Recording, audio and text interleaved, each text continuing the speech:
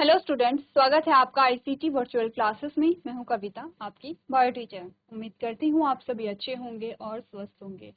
तो class continue करेंगे अपना चैप्टर, जिसमें हम बात कर रहे हैं इवोल्यूशन की। और प्रीवियस जो हमारा लेक्चर था उसमें हमने इवोल्यूशन के बारे में समझा कि चैप्टर को दो पार्ट में हम पढ़ेंगे। पहले हम बात करेंगे ओरिजिन ऑफ लाइफ, यानी कि जो जीवन है उसका उद्भव कैसे हुआ है, और सेकंड जो हमारा पार्ट होगा उसमें हम बात करेंगे कि इवोल्यूशन यानी कि डेवलपमेंटल स्टेजेस क्या थी और कैसे यहाँ पे डेवलपमेंट हुआ है।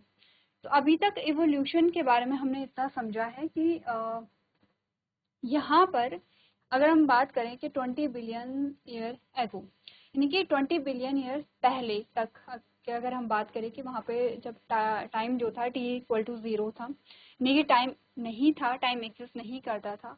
और वहाँ पर आपने का एक छोटा सा होल था जिसे हम ब्लैक होल कहते हैं। उसमें क्या हुआ, एक बहुत बड़ा एक्सप्लोजन हुआ जिसे आप बिग बैंग कहते हैं, बिग बैंग थ्योरी के नाम से जानते हैं। यानी कि बहुत बड़ा विस्फोट हुआ और उस बहुत बड़े विस्फोट से आपने का हीट रिलीज हुई, आपने का वहाँ पे लाइट रिलीज हुई है। और ये अपना जो एरिया है वो एक्सपेंड करती चली गई। जैसे जैसे ये एक्सपेंड करती चली गई तो उसी से आपने का यूनिवर्स का फॉर्मेशन हो रहा है।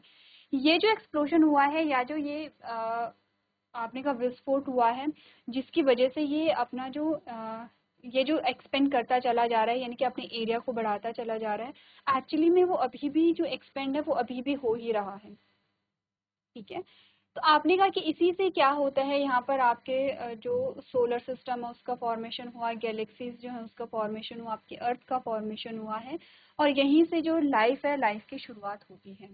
तो प्रीवियस लेक्चर में आपने इंट्रोडक्टरी पार्ट पढ़ा था जिसमें इवोल्यूशन के बारे में आपने बात की थी। आपने कहा the process by which modern organism have descended from their ancestor with changes in their allele frequencies is called evolution. ठीक है, ये तो हमने डेफिनेशन की बात की है। आते हैं बिग बैंग थ्योरी पे। और बिग बैंग थ्योरी को जब हमने बात की तो हमने कहा कि 20 बिलियन ईयर एगो जो है बिग बैंग थ्योरी हुई थी। उसके बाद अगर हम बात करें, बिग बैंग थ्योरी हुई थी और यूनिवर्स का ओरिजिन हुआ था। तो यूनिवर्स का जो ओरिजिन है वो 20 बिलियन ईयर एगो हुआ था। अगर हम बात करें कि अर्थ का फॉर्मेशन कब हुआ है, तो अर्थ का फॉर्मेशन हमने 4.5 बिलियन ईयर एगो हमने यहाँ पर देखा है।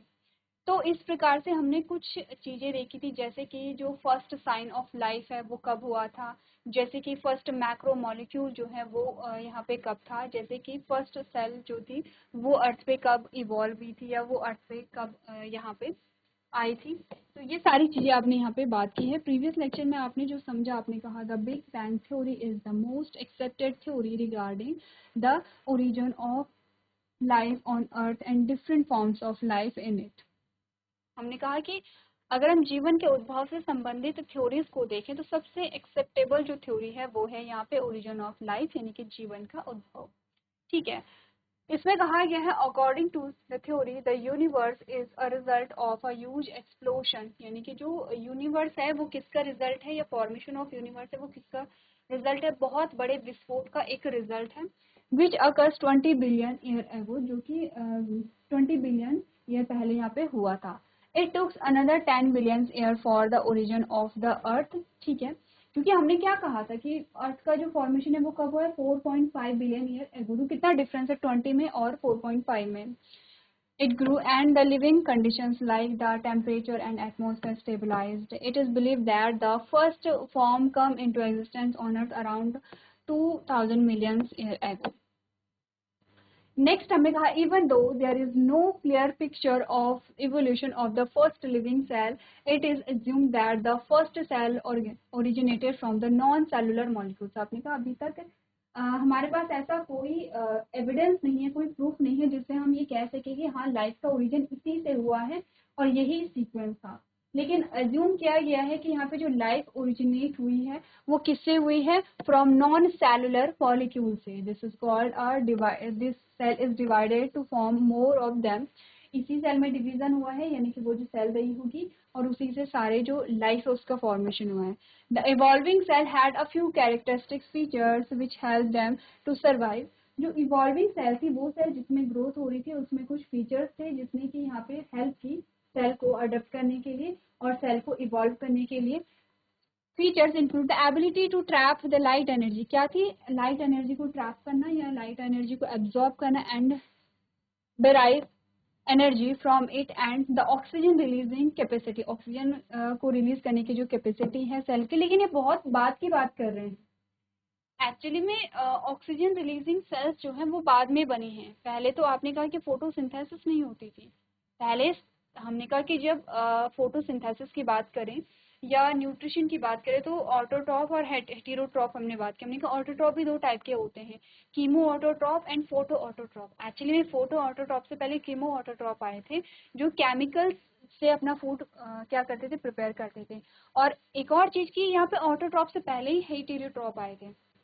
देखें, जब हम फॉर्मेशन पढ़ेंगे, इससे अभी फॉर्मेशन यानी कि लाइफ के ओरिजिन से पहले हम कुछ थ्योरीज पढ़ेंगे कि यहाँ पर क्या जो थ्योरीज हमारे पास आई हैं वो क्या क्या कहती हैं कि जीवन का उद्भव कैसे हुआ होगा। तो जो थ्योरी यहाँ पर एक्सेप्ट नहीं की गई हैं, हम कुछ उनके बारे में भी बात करेंगे एंड एट लास्ट हम उन थ्योरीज को लेंगे जो एक्सेप्टेड हैं, जिनसे हमें पता चलता है कि लाइफ का ओरिजिन कैसे होता है। और तब आप सीक्वेंस वाइज देखेंगे कि क्या हुआ जब यहाँ पे अर्थ का फॉर्मेशन हुआ, प्रिमिटिव गैसेस जो थी वो क्या थी, जब पानी एक्यूमुलेट होने लग गया है तो उसके बाद क्या रिएक्शन हुई है, माइक्रो मॉलिक्यूल कैसे बने, मैक्रो मॉलिक्यूल कैसे बने। तो वो एक सीक्वेंस तब आप देखेंगे, उससे पहले आपके पास थ्योरी आती है। तो हमने बात की है यहाँ पे कि एक्चुअली में जो सेल यहाँ पे बनी है वो कैसे थी, पहले हेटेरोट्रॉफ थी। हेटेरोट्रॉफ क्यों थी हेटेरोट्रॉफ? क्योंकि हमने बोला था कि सबसे पहले हम क्या बना है, जब माइक्रो मॉलिक्यूल बने हैं, माइक्रो मॉलिक्यूल। अब माइक्रो मॉलिक्यूल के एग्जांपल क्या थे, हमने कहा ग्लूकोज। अब ग्लूकोज ही क्या है, एनर्जी सोर्स है। हमने कहा हम फूड क्यों कंज्यूम कर रहे हैं, क्योंकि ग्लूकोज से एनर्जी मिलेगी। जब रेडीमेड ग्लूकोज उस टाइम तक था तो आपने कहा कि इस सेल को फूड फॉर्मेशन की जरूरत ही नहीं, क्योंकि ये ग्लूकोज को कंज्यूम कर रहा था। ऐसे ही सेल्स का जो नंबर है वो इंक्रीज हुआ होगा, सेल में रेप्लिकेशन हुई, सेल डिवीजन हुआ, जो भी हुआ, बहुत सारी सेल्स वहां पे बन गई। धीरे धीरे जो ग्लूकोज है वो खत्म होने लगा है। अब क्योंकि ग्लूकोज खत्म होने लगा है तो अब क्या होगा, ये हेटेरोट्रॉफ जो सेल है अब ये ऑटोट्रॉफ में कन्वर्ट होगी। ये क्या होगी, ऑटोट्रॉफ में कन्वर्ट होगी। लेकिन ये कैसे ऑटोट्रॉफ होगी, यहाँ पर अभी ये लाइट एनर्जी को यूज करके अपने फूड का फॉर्मेशन नहीं करेगी, क्योंकि इस टाइम पे बहुत सारे केमिकल्स यहाँ पर होंगे। हमने कहा कि जो प्रिमिटिव गैसेस थी, जैसे कि मीथेन था, ठीक है, जैसे CH4 था, NH3 था, ये कुछ प्रिमिटिव गैसेस थी, CO2 थी। तो हमने कहा कि ये जो प्रिमिटिव गैसेस थी ये क्या करेंगे, रिएक्शन कर करके, जैसे कि वाटर वेपर जो है वो क्या कर रहा था, जब वाटर वेपर आप देख रहे थे उसमें से आपने कहा कि जो वाटर मॉलिक्यूल है वो स्प्लिट होकर के ऑक्सीजन रिएक्ट कर रही थी। तो ये नए नए केमिकल्स वहाँ पर बन रहे थे, क्योंकि केमिकल्स बहुत ज्यादा थे तो इसीलिए यहाँ पर आपने कहा कि केमिकल्स का यूज किया गया। और कीमो ऑटोट्रॉफ जो सेल है वो कैसे थी, कीमो ऑटोट्रॉफिक थी। तो हेटेरोट्रॉफ से कीमो ऑटोट्रॉफ यहाँ पर बनी, क्योंकि केमिकल सफिशिएंट था। अगेन क्या हुआ कि क्योंकि केमिकल्स को यूज करके सेल्स जो है वो अपना फूड का फॉर्मेशन कर रही थी, ठीक है।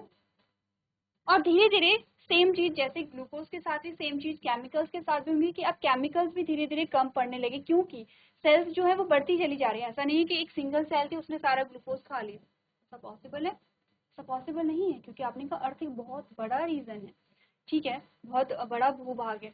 तो आपने कहा कि ऐसा नहीं है कि एक ही सेल थी उसने सारा ग्लूकोज खा दिया फिर वो ऑटोट्रॉफ बन गई फिर उसने सारा केमिकल खा दिया, ऐसा नहीं था। क्योंकि आपने कहा सेल जो है वो, अगर हम प्रोकैरियोटिक सेल का फीचर देखें अभी भी, तो बहुत रैपिडली क्या करती है, ग्रो करती है, बहुत जल्दी रेप्लिकेशन होती है, बहुत जल्दी सेल डिवाइड करके अपना जो नंबर है वो इंक्रीज कर देते हैं। कुछ ही सेकंड, कुछ ही मिनट्स में वो क्या कर देते हैं, अपने नंबर को बहुत ज्यादा बढ़ा देते हैं। तो यही हमने कहा है कि क्योंकि नंबर ऑफ सेल्स इंक्रीज हो रहा है तो ऑफकोर्स जो केमिकल्स है, जो केमिकल है वो वहाँ पे कम होंगे। अब जब केमिकल कम होने लग गए तो यहाँ पर इन्होंने नई फीचर्स डेवलप किए। जैसे पहले क्या था, पहले तो हेटेरोट्रॉप था। अब ऐसा थोड़ी था कि इसमें जो ऑटोट्रॉप का जो फीचर है या प्रॉपर्टी है वो पहले से थी। हुआ क्या कि ये पहले, क्योंकि ग्लूकोज ऑलरेडी था, ये हेटेरोट्रॉप था, अब ग्लूकोज कम है तो ये क्या करेंगे, खुद को अडेप्ट करेंगे, मॉडिफाई करेंगे। अब ये अपना फूड खुद ही क्या करेंगे, बनाएंगे। अब केमिकल्स भी कम पड़ने लगे हैं तो इन्होंने अपने आप को फिर से मॉडिफाई किया और अब ये कैसे हो गए हैं, फोटो ऑटोट्रॉफ। अब कैसे हो गए हैं, फोटो ऑटोट्रॉफ। लेकिन अभी क्या था, अभी ये ऑक्सीजन रिलीज नहीं करते थे, ये ऑक्सीजन रिलीज नहीं करेंगे। क्योंकि H2O का यूज नहीं कर रहे थे, H2S का यूज कर रहे थे उस टाइम पे। अब क्या होगा कि अभी ये H2S का यूज कर रहे हैं, अब क्या हुआ, H2S धीरे धीरे खत्म होगा तो ये फिर से खुद को मॉडिफाई करेंगे, ये हटा दूं, ये फिर से खुद को मॉडिफाई करेंगे और ये कन्वर्ट हो जाएंगे ऑक्सीजन रिलीजिंग फोटो ऑटोट्रॉफ। तो एक्चुअली में जो प्रोकैरियोटिक सेल आज आप देखते हैं जो फोटोसिंथेटिक होती है या जो आप ऑटोट्रॉफ कहते हैं, अगर आप आज देखते हैं तो आप क्या होते किसे देखते हैं, ऑक्सीजन रिलीजिंग फोटो ऑटोट्रॉफ एक सेल आप देखते हैं जिसका फॉर्मेशन बेसिकली हुआ है एक हेटेरोट्रॉफ सेल से जो कीमो ऑटोट्रॉफ में कन्वर्ट हुई, फिर फोटो ऑटोट्रॉफ में कन्वर्ट हुई जो ऑक्सीजन रिलीजिंग नहीं है, फिर आपने कहा किस में कन्वर्ट हुई, ऑक्सीजन रिलीजिंग फोटो ऑटोट्रॉफ में यहाँ पे क्या हुआ, कन्वर्ट हुआ। तो ये जो बात आपको बता रही थी कि इस सेल में कुछ फीचर्स थे जो कि क्या करते थे, इन्हें इवॉल्व करने में मदद करते थे या सर्वाइव करने में मदद करते थे, जैसे लाइट एनर्जी को ट्रैप करना, जैसे trap energy from it and oxygen releasing capacity of the cell. ये तो बहुत बात की बात है, लास्ट वाली बात है ये तो, ठीक है। तो आपने क्या बोला, finally single unicellular organism evolve to form much more complex multicellular organism की फाइनली क्या हुआ, यहाँ पे यूनिसेलर से मल्टीसेलर का फॉर्मेशन यहाँ पर हुआ। तो अभी इंट्रोडक्टरी पार्ट ही हम देख रहे हैं। नेक्स्ट हमने कहा once the multicellular organism evolve, एक बार बहुकोशिकीय जीवों का इवोल्यूशन हो गया है, evolution happen at much faster pace. आपने कहा एक बार बहुकोशिकीय जीवों का जब निर्माण हो गया तो अब उनमें इवोल्यूशन हुआ, उनमें विकास हुआ। The further series of development and evolution of a new organism like invertebrate plants, animals such as reptiles, fishes, amphibians, mammals, etc. अब क्या हुआ, धीरे धीरे आप अलग अलग ग्रुप्स देख रहे हैं, डिफरेंट टाइप्स ऑफ लाइफ आप देख रहे हैं यहाँ पे, in the form of life, in the form of animal, in the form of invertebrate, in the form of amphibia और मैमल्स एक्सेट्रा, ठीक है। Took place within a time range of 500 to 300 million years ago. Later, these organisms started to evolve in their own way. This commenced the branching of a lines. Environmental conditions like climatic changes, limited resources, predators, etc., played an enormous roles in that. During each phase, the evolution, once life form are dominated over the other, natural selection one over the other, which was called the fittest of all. ये क्या बोला गया, simple सी चीज ये बोली गई, इतना समझिए कि जैसे जैसे लाइफ इवॉल्व हो रही थी वैसे वैसे नए चैलेंजेस भी आ रहे थे ऑर्गेनिज्म के लिए, जैसे कि आपने क्या कंपटीशन आ रहा था, जैसे प्रीडेटर्स यानी कि कोई एक जीव है और वो दूसरी जीव पे निर्भर है अपने खाने के लिए, तो अब इसको प्रीडेटर से बचना होगा, तो प्रीडेटर्स हो गए हैं, जैसे कंपटीशन हो गया, जैसे कि क्लाइमेटिक कंडीशन में चेंजेस हो गए हैं, तो आपने कहा कि यहाँ पे जैसे डोमिनेंट कौन कितना है, तो यहाँ पे जो सारी जो चीज़ों को क्रॉस कर पाएगा वही सबसे फिट कहलाएगा और उसी को नेचर सेलेक्ट करते हैं और वही सर्वाइव यहाँ पर कर पाता है। ये चीज़ें हमने पहले भी काफ़ी बार देखी है। एक बार आप इस पैराग्राफ को पढ़ लेंगे, ठीक है, सिंपल है, कुछ अलग सी चीज़ें नहीं बता रही है, सिंपल सी चीज़ें हमने यहाँ पर देखी हैं।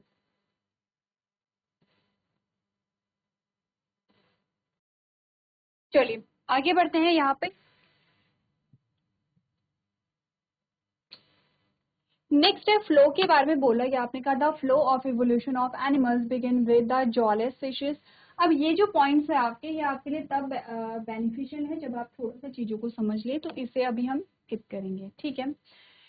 हमारे पास आती है नेबुलर हाइपोथेसिस, जो कि प्रीवियस लेक्चर में हमने बात की थी। हमने कहा था कि जब यहाँ पे क्या हुआ, बिग बैंग हुआ, यानी कि जो छोटा सा वो ब्लैक होल था उसमें बहुत बड़ा विस्फोट हुआ, तो उसका जो सेंटर, उसने क्या किया, यूनिवर्स का फॉर्मेशन किया, उसमें जो सेंटर वाला जो पॉइंट था वो बहुत ज्यादा क्या था, गर्म था, और उसी को हम क्या कहते हैं, सन कहते हैं। तो इसको हम नेबुलर, उसको जो वहाँ पे हाइड्रोजन और हीलियम गैसेस से, जो प्रिमिटिव गैसेस थे जिन्होंने डिस्क शेप के क्लाउड बनाए थे, उसे हम क्या कहते हैं, नेबुलर कहते हैं। तो इसी को नेबुलर हाइपोथेसिस कहते हैं। आपने कहा German philosopher immune can put for the nebular hypothesis in his book the universal natural history and theory of a heaven in 1755.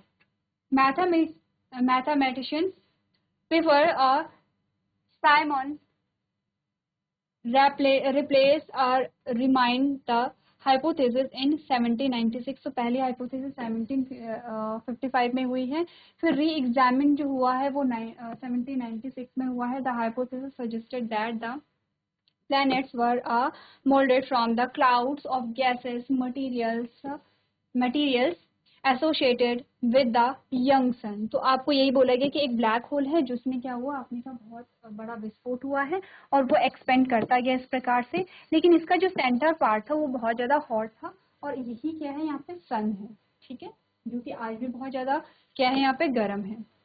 अब आते हैं थोड़ा सा यहाँ पर थ्योरीज पे। आपके पास थ्योरीज आती हैं अलग अलग, जिन्होंने बताने की कोशिश की है कि जो लाइफ का फॉर्मेशन है या जीवन का उद्भव है वो कैसे हुआ। सबसे पहले हमारे पास थ्योरी आती है the theory of special creation. Theory of special creation में आपको बताया गया है कि जो यहाँ पर जीवन का उद्भव हुआ है वो एकदम से हुआ है, जैसे कि गॉड थे और गॉड ने एकदम से अपनी पावर अपनी शक्तियों से क्या किया है, जीवन का उद्भव किया है। जीवन ऐसा ही था जैसे हम अभी देख रहे हैं, ऐसे ही आपने कहा मनुष्य एकदम से मनुष्य को बना दिया गया, एकदम से प्लांट बन गए हैं, एकदम से अदर एनिमल्स यहाँ पे बन गए हैं और लाइफ ऐसे ही थी जैसे हम आज यहाँ पर देख रहे हैं। लेकिन इस थ्योरी को खारिज किया जाता है क्योंकि ये हम भी जानते हैं कि अगर हम पहले के टाइम की बात करें तो आपने कहा कि जो ऑर्गेनिज्म थे वो अलग थे, जैसे हमने कहा जो एक्सटेंट हो चुके हैं, जो विलुप्त हो चुके हैं, उनमें से सबसे पहला एग्जांपल हम डायनासोर का लेते हैं। हमने कहा अगर ऐसा होता तो डायनासोर अभी भी होते, क्योंकि उस टाइम अगर गॉड ने एकदम से जो ऑर्गेनिज्म है, जो जीव है वो बनाए हैं, तो उस टाइम पे डायनासोर बनाए होंगे, तो वो डायनासोर आज क्यों नहीं है। अगर हम देखें यहाँ पर कि जो न्यू स्पीशीज है, जो नई स्पीशीज है, उनकी जो एग्जिस्टेंस है वो पहले नहीं हुआ करती थी, तो आपने कहा एकदम से तो जो जीव है उनका निर्माण ऐसे नहीं हुआ है। आप देखते हैं कि पहले के जो ऑर्गेनिज्म थे अगर उनकी बनावट देखी जाए या उनका स्केलेटल सिस्टम अगर देखा जाए, जो फॉसिल्स होते हैं अगर उनको स्टडी किया जाए, तो उनमें और आज के जो ऑर्गेनिज्म है उनमें बहुत सारे चेंजेस आपको देखने को मिलते हैं।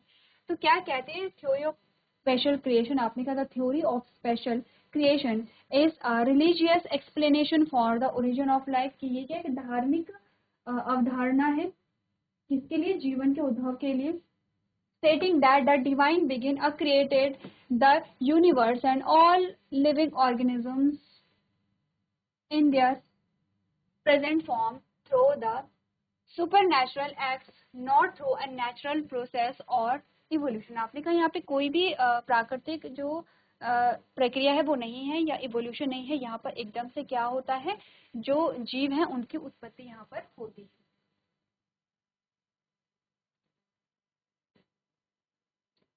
ठीक है, आपने कहा की aspects included divine intervention, the preeminence